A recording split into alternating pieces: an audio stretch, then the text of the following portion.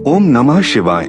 विषयाणाम विभेदन विभ्रंतम बहुरूपकम जलरूपम अग्निरूपम आकाशरूपम ईश्वरम वायुरूपम चंद्ररूपम सूर्यरूपम महत् प्रभुम आत्मनः स्वपदम दातुम समर्थमव लीलया।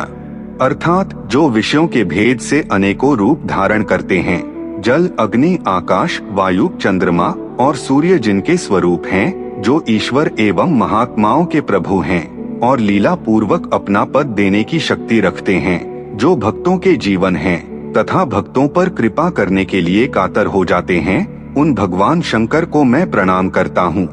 आप सभी दर्शकों का अपने प्रिय चैनल हार्दिक अभिनंदन और स्वागत है।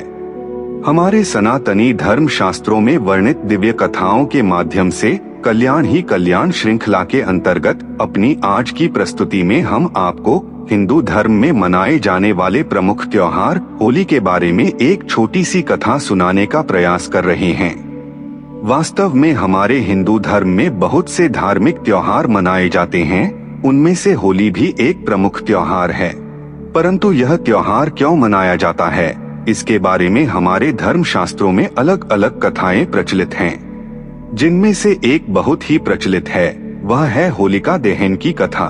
इस कथा के अनुसार प्राचीन काल में हिरण्यकश्यप नामक एक असुर राजा था, जिसने घोर तपस्या करके ब्रह्मा जी से वरदान प्राप्त किया था कि उसे न कोई मनुष्य मार सकता है, न कोई पशु, न वह दिन में मरेगा, न रात में, न घर में मरेगा, न बाहर मरेगा, न किसी अस्त्र से मरेगा और न ही किसी शस्त्र से। इस वरदान के कारण वह इतना अभिमानी और अत्याचारी हो गया कि वह अपने आप को ही भगवान कहने लगा और सबसे अपनी ही पूजा करवाने लगा। हिरण्यकश्यप का एक पुत्र था जिसका नाम प्रहलाद था और वह भगवान विष्णु का परम भक्त था। लेकिन हिरण्यकश्यप चाहता था कि उसका पुत्र केवल उसकी ही पूजा करे और विष्णु की भक्ति करना छोड़ दे। लेकिन प्रहलाद नहीं माना और सदैव ही भगवान विष्णु की पूजा करता रहा। जब कई बार समझाने पर भी प्रहलाद नहीं माना, तो हिरण्यकश्यप ने उसे मारने के लिए कई योजनाएं बनाई। इस प्रकार हिरण्यकश्यप ने अपने पुत्र प्रहलाद को मरवाने के कई प्रयास किए, लेकिन हर बार भगवान विष्णु ने प्रहलाद की रक्षा की। अंततः हिरण्यकश्यप ने अपनी बहन होलिका को आदेश दिया कि वह प्रहलाद को अपनी गोद में लेकर अग्नि में बैठ जाए, क्योंकि होलिका को ब्रह्मा जी से वरदान मिला था कि उसे आग कभी नहीं जला सकती। इस प्रकार होलिका प्रहलाद को गोद में लेकर आग में बैठ गई, फिर चिता पर आग लगाई गई। लेकिन भगवान की कृपा से होलिका जलकर भस्म हो गई और प्रहलाद को कुछ नहीं हुआ और वह बच गया, क्योंकि भगवान ने अपने भक्त की रक्षा की। तभी से इस घटना को याद करते हुए होलिका दहन किया जाता है, जो यह संदेश देता है कि असत्य पर सत्य की विजय होती है और धर्म की विजय और अधर्म की निश्चित ही हार होती है।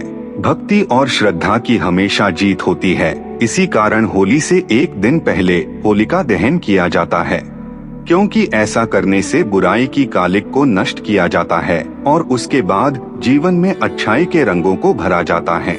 अतः लोग एक दूसरे को प्रेम से रंग लगाते हैं। इस दिन सभी लोग पुराना बैर भाव भूलकर फिर से एक होकर आपसी सामंजस्य स्थापित करते हैं, जिससे आपसी मेल जोल बढ़ जाता है और जीवन सुखमय हो जाता है।